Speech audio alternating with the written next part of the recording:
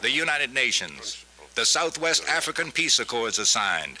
Excuse me, sir, how can there be peace in Namibia when there isn't peace in South Africa right now? There is peace in South Africa. But there are more peace in South Africa than elsewhere in the world.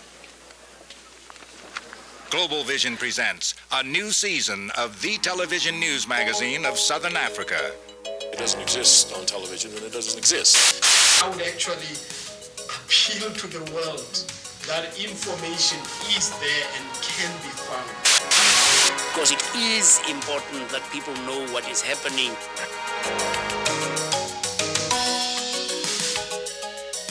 This week, South Africa Now reports these stories.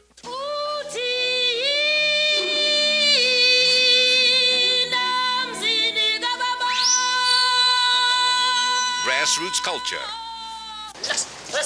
And all the latest news. The National Party is racked by a series of crises and by... I've been in prison for almost 3 years without trial. Among them is a prominent journalist. There is no better time for pressure to be increased on the regime than now. Introducing an investigative series, this week from Washington, the unholy alliance between apartheid and the religious right. I think South Africa is a great nation, and I think P.W. Botha is a very great president. All this and more on South Africa Now, with hosts Fana, Kekana and Carolyn Craven. Maneru, you are watching South Africa Now, the only program of news and analysis from Southern Africa created in response to media censorship. We will be expanding our coverage inside the region, adding investigative segments and featuring footage you are unlikely to see elsewhere. We are pleased to have added new stations in many parts of the United States and in some African countries. We'll begin this week with news reports directly from independent journalists inside South Africa operating within state of emergency media restrictions. Our lead story considers the implication of State President P.W. Botha's recent stroke and his decision to resign as leader of the ruling National Party. If he steps down as president, who will replace him? Ameen Akhalwaya, editor of the Indicator newspaper, reports from Johannesburg. Foreign Minister Pik Botha is said to be the favorite of the majority of the white electorate, but he doesn't enjoy much support among his colleagues. The favorite at this stage, according to the white press, is the Transvaal provincial leader, F.W. de Klerk, who is said to be more conservative than P.W. Botha. Another frontrunner is the Defense Minister, General Magnus Malan, with many analysts convinced that South Africa, being run by the State Security Council, Malan could well emerge as P.W. Botha's successor. While speculation about the succession has become a favorite pastime among whites, blacks are showing little interest. The feeling is that whoever emerges as president, minority rule will continue, as will apartheid in one form or another. From the Parliament in Cape Town, Tony Weaver tells us about an outbreak of racist violence. As Parliament reconvenes, the government is faced with one last crisis of fairly major proportions. Throughout the country, far right-wing vigilantes and members of the Conservative Party and Afrikaner Resistance Movement are taking the law into their own hands in some areas. But essentially what they are doing is enforcing the government's own apartheid policies. The National Party is, as it were, hoisted by its own apartheid petard. In the latest two events involving right-wing action, vigilantes in the Johannesburg town of Mayfair and in the Cape Town suburb of Kraaifontein took the law into their own hands. They assembled effective lynch mobs, gathering outside the home of an Asian family in Mayfair and a mixed-race family in Cape Town. The National Party is racked by a series of crises and by enormous political challenges. Independence in Namibia, an upsurge in guerrilla activity throughout the country, and the threat from the right-wing and, indeed, from liberal and left-wing elements. All of these are crises the National Party will have to deal with before the year is out. This is Tony Weaver in Cape Town for South Africa Now. Another development certain to influence the course of white politics is the formation of a coalition to the left of the ruling National Party. The new alliance calls itself the Democratic Party. Outside the Parliament, South Africa's Human Rights Commission reports that detainees at Diepkloof Prison, now approaching their 1,000th day behind bars without charges, have started a hunger strike to protest their incarceration. Meanwhile, two leaders of the United Democratic Front, who escaped from detention last fall, were in New York as part of a world tour to mobilize support. Mohammed Vali Musa and Murphy Morobi were received by Manhattan Borough President David Dinkins. There is no better time for pressure to be increased on the regime than now, because it's beginning to make a difference in their pockets, and that is a key issue for us in South Africa. The two UDF leaders who took refuge in the U.S. consulate in Johannesburg last October talked about their arrest and detention. And you get up from your sleep and see your bed surrounded by these people, and they said, we've come to get you. And my immediate question was, what for? Do you have a warrant of arrest? Do you have a reason? No, we are under instruction to collect you. No reasons provided, no warrant of arrest, nothing of that sort. The usual forms of torture would consist of electric shocks, would consist of sleep deprivation, and obviously the threats. And I think that the worst part of it is when you land in the prison cell and you've got no date as to when you're going to be coming out. And that is even worse, because it's something that is going to be with you when you sleep, when you wake up, because you don't know what the next day holds for you. Also visiting the United States was an international delegation of eminent church leaders who have been touring Western countries to press for sanctions. South African church leader Frank Chikane told us about their meeting with the new U.S. Secretary of State, James Baker. He said that it is a new administration, new president. They are in a reflective mood, and he was prepared to listen to us and look at the options we're presenting. Freedom for Namibia after 70 years of South African control. Africa's oldest colony is slated for independence under the terms of a plan approved 10 years ago by the United Nations called Resolution 435.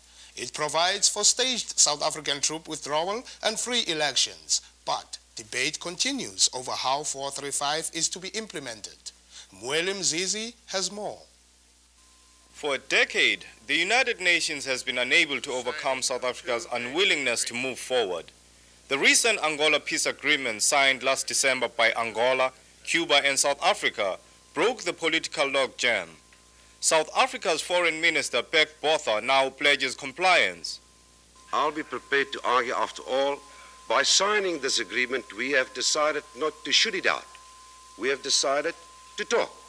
South Africa will remain a willing neighbor, prepared to make a constructive contribution and to assist the fledgling state of Namibia.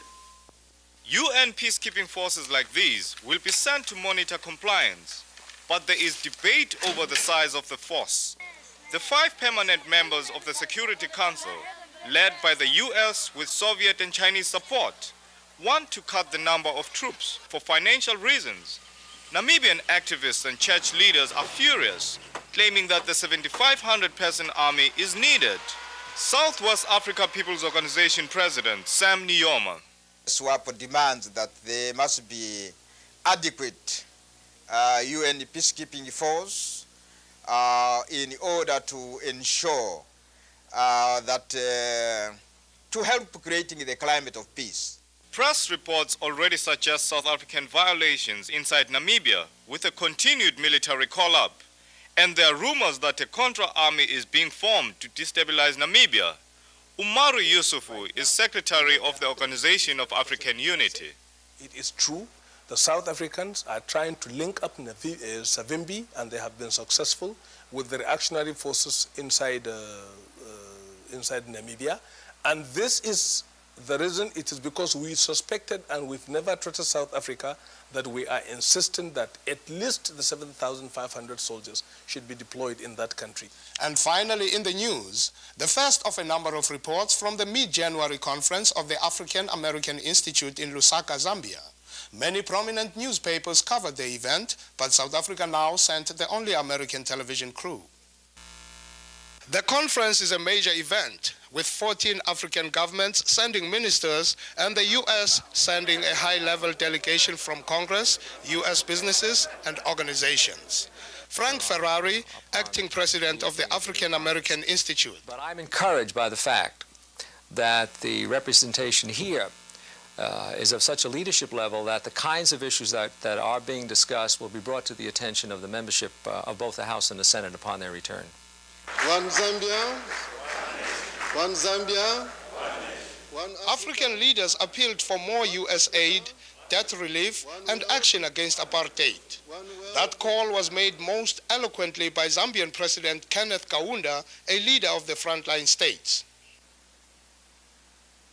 Maybe I'm too naive about the West and their motives. Maybe I'm too trusting of the West. What do they truly stand for? How is it possible that in 1989 these things would be happening? In both Angola and Mozambique, South Africa has carried out a campaign of the destruction of considerable number of economic and social infrastructures and the murder and maiming of thousands upon thousands of innocent men, women, and children. You are watching South Africa Now, the television news magazine that also covers those covering Southern Africa. I think the crackdown on the press in South Africa has worked essentially to take the South African story off the 7 o'clock news and off the front page of American newspapers. And I think that the result of that is that the American public's knowledge, information about what is going on continually in that society is almost totally lacking. South Africa counts the religious right in this country among its closest allies. And even though financial and sexual scandals have rocked the world of televangelism, there's another potential scandal brewing, a growing unholy alliance between apartheid and religious broadcasters.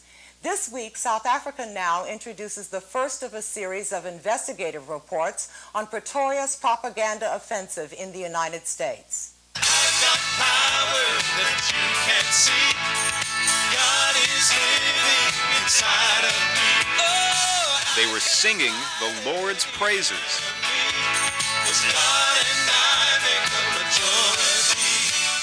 And the Vice President came to sing theirs at a convention of the faithful, America's Christian broadcasters. As Vice President of the United States, I can't think of a better place to come than right here. Religious broadcasting is a $2 billion business, and doing business was the purpose of this annual religious trade show. Anything else I can do for you? No? But one country seems to have been blessed with favored nation status by the powerful religious right, South Africa. I think South Africa is a great nation, and I think P.W. Botha is a very great president. South Africa is high on the agenda here, where many feel that the Pretoria government is misunderstood and abused by a communist-inspired anti-apartheid movement. In this report, we'll show you the links between South Africa and the religious right. The first link was the most obvious, pitching for the tourist dollar.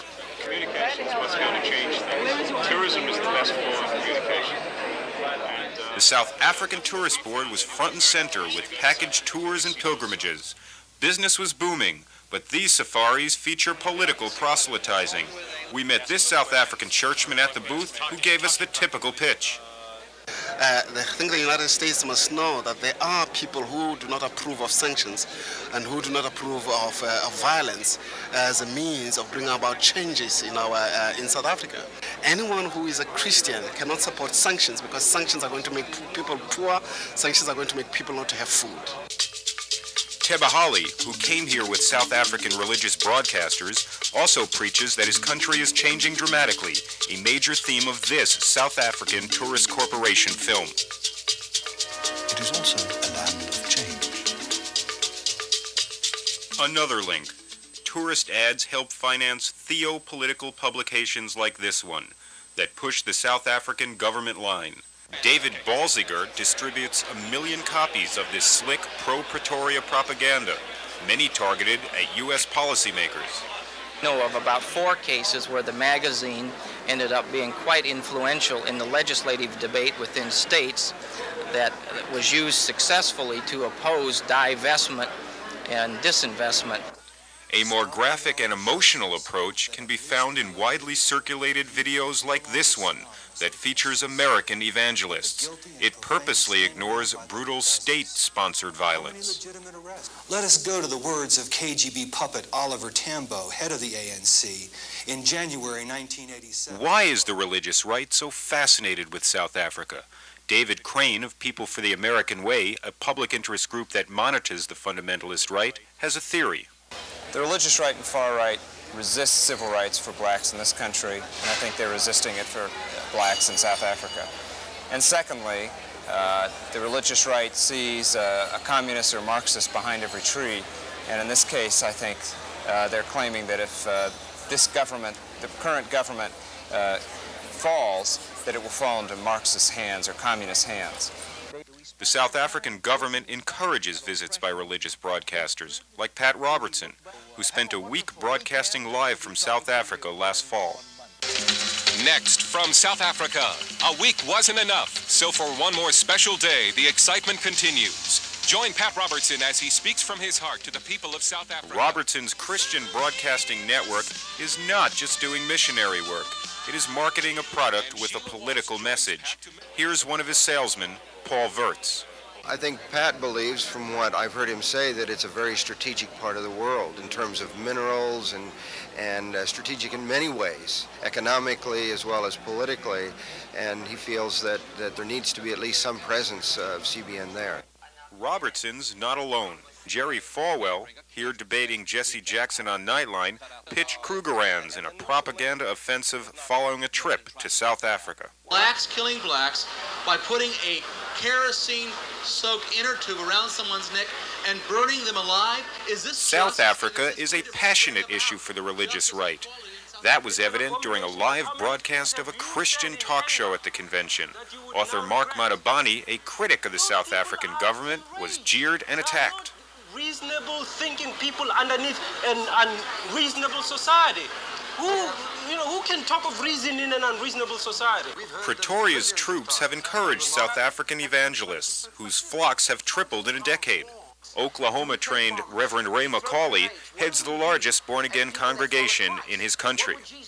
We've found in South Africa, when you're fearful of the future, there's a lot of circumstances that are pulling you from all sides. Your first reaction is to look for help from the outside and turn to God. So I believe it's a very good situation right now to preach the gospel. Good soil. However, there are those who feel this religious revival is more about politics than prayer. For them to suggest, and they do this time and time again, that the Pretoria regime is benign, is sick. And for them also to somehow believe that when we fight in self-defense, that's un-Christian or that's wrong, they forget their own history.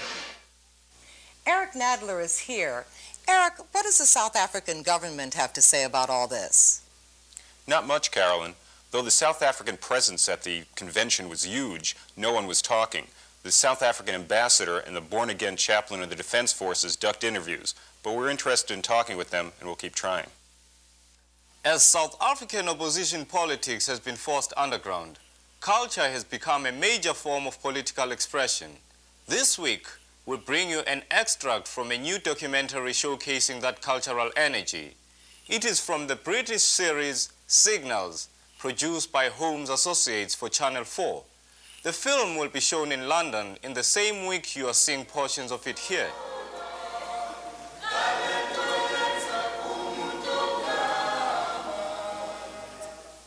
Recently, culture has grown in importance in the efforts to defeat apartheid. Signals went to South Africa to see how poetry, music, theatre and film is used to tell the black community there and the rest of the world what's been going on. Today I took some friends who now live in America, who were born in South Africa, now live in America, out to Soweto to visit a black friend who'd in fact been shot by robbers. Anyway, we were visiting and it was a very quiet and very peaceful, very gentle day in Soweto. And my friends were remarking on how things are changing and how, what they were asking about, is there much unrest? and we're remarking on how things do really seem to be changing. And one had to explain very carefully that we are in a war situation. Only the week before, 3 leaders of the United Democratic Front were sentenced for up to 12 years imprisonment after 466 days of the Delmas Trial. The 3 secretaries of the United Democratic Front, Popo Molefe, Patrick Lekota, and Moses Chikane, the judgment claimed that their party represented the banned African National Congress and further restricts the means by which opponents of apartheid can express themselves politically. That means political work has to be done in other ways. Mzwakhe Mbuli is a leading South African poet who has just emerged from 6 months solitary confinement. He's performing at the annual Festival of Culture of the Congress of South African Trade Unions, known as COSATU. I am more creative than ever before. I am more calm than ever before. I am more composed than ever before. I am more cautious than ever before. I am more careful than ever before. Yes, I am more creative than ever before. I am more committed than ever before. I am more courageous than ever before. I am more for the Congress than ever before. Yes, I am more creative than ever before. I am more a conqueror than ever before. I am more a comrade than ever before. I am more cross than ever before. I am more combat-minded than ever before. Yes, I am more creative than ever before. I write for the people. And before I write, I have this question in my mind, or in the back of my mind, that, by the way, who is my target?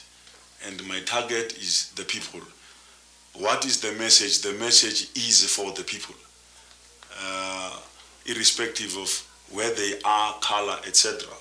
It means if I'm here at Mdeni, my message is not for the people of Mdeni only. It's for the people of Soweto, but not for the people of Soweto only. It is for the people in the Transvaal, but not the people of Transvaal only. It has to do with the people in South Africa. I write about Nicaragua, Namibia, Oshakate, Ovambo Land, okay, Cuba, etc. So it means I'm not stereotyped in terms of my poetry. So the message, therefore, is for the world. Mzwakhe Mbuli is part of what is called the new culture of liberation. Its aim is to reach audiences who have had little or no involvement with the arts, with a new culture that is opposed to apartheid. In the last few years, the workers themselves have started to produce plays about their lives and conditions at work. These actors are metal workers from the township of Mpopomeni in Natal in the south. 4 years ago, they went on strike against the British company BTR subsidiary Sarmcol, seeking union recognition, and they were sacked. This play links their present-day conflict with BTR to past struggles against the British in South Africa.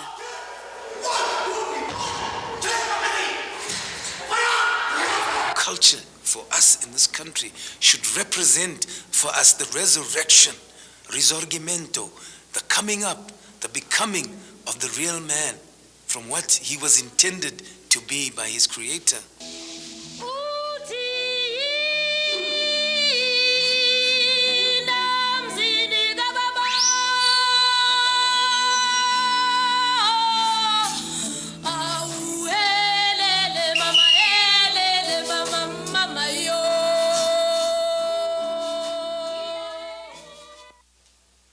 South Africa Now will be back next week at this new time.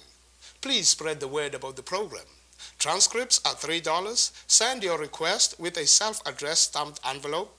Ask for Program 201. For a transcript, resource list, or to share your comments, write South Africa Now, the Africa Fund, 198 Broadway, New York, New York, 10038. South Africa Now is produced on a non-profit basis by Global Vision in association with the Africa Fund.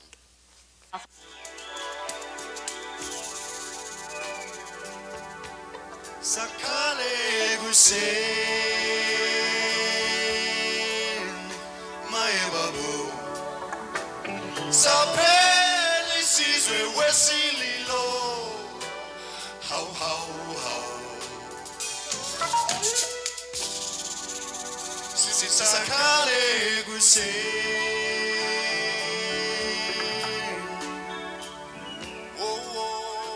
Before, I am more courageous than ever before. I am more for the Congress than ever before. Yes, I am more creative than ever before. I am more a conqueror than ever before. I am more a comrade than ever before. I am more cross than ever before. I am more combat-minded than ever before. Yes, I am more creative than ever before. I write